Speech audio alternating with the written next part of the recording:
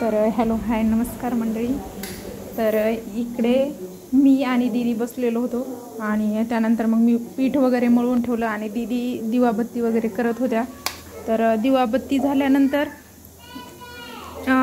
दीदी मला काहीतरी सांगत होत्या की वांग्याच्या भाजीचं सांगत मग मी तिकडे गेले आणि मला करायच्या होत्या पोळ्या।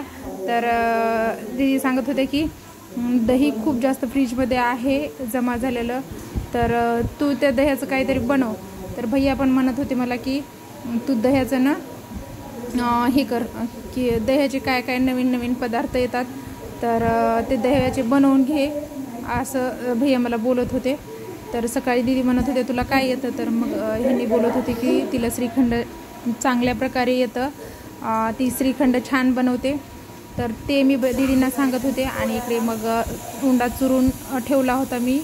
तर पीठ मळवून वगैरे ठेवलं होतं कारण थोडंसं भिजल्यानंतर येतं। आणि राईस केला होता, भात वांग्याची भाजी आणि भात दीदीने केला। त्यानंतर मग मला पोळ्या करायच्या होत्या। मी पोळ्या करण्याच्या अगोदर थोडंसं शूट करावं म्हणलं। मग मी प्रांशूकडे आले हॉलमध्ये। प्रांशू फिशला मस्त असं खेळत होता इकडे छान, आणि त्याने ती जाळी काढली होती नेट जे माशा पकडायचं असतं ना ते। प्रांशू म्हणत होता फिश पकडायची पाण्याच्या वरती काढायची। आणि इकडे अर्जुनचा चालू होता मस्ती। तर अर्जुन म्हणत होता राम राम मंडळी। तर हे सर्व मी ऐकत होते आणि इकडे हा आहे ठाण्याचा व्हिडिओ। तर आम्ही जेवायला गेलो, त्यानंतर येताना थोडंसं फोटोशूट केलं इथे। मग फोटो वगैरे झाले थोडेसे, व्हिडिओ झाला थोडासा शॉर्ट व्हिडिओ। आणि इथे सारा थकून बसली होती, तर पप्पा राहिले होती पाठीमागे।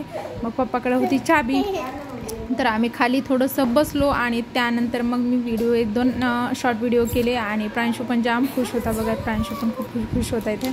आणि त्यानंतर माझी झाली पॅकिंगची तयारी। तर इकडे ओट्स वगैरे हे सर्व किचनमधलं मी काढून घेतलं होतं आणि मोठमोठ्या डब्यांमध्ये पॅक केलं। पॅकिंग वगैरे झाल्यानंतर मग हे पॅक करून मी सर्व डब्बे जेवढे होते चिल्लर भरण्या वगैरे सर्व घासून वगैरे मी तिथून आणल्या, कारण इथे जास्त राहाडा व्हायला नको म्हणून। त्यानंतर आम्ही गेलो सोनाराच्या दुकानात आणि सोनाराच्या दुकानात गेल्यानंतर हे द्यायचे होते आम्हाला गणपती, गिफ्ट द्यायचे होते त्यांच्या स्टाफला। तर आता आमची ही शेवटची माहीत नाही नंतर कधी भेट होईल। तर हे गणपती ह्या 3 मूर्त्या घेतल्या आम्ही आणि त्यानंतर फायनली गिफ्ट दिल्या। इकडे पॅकिंग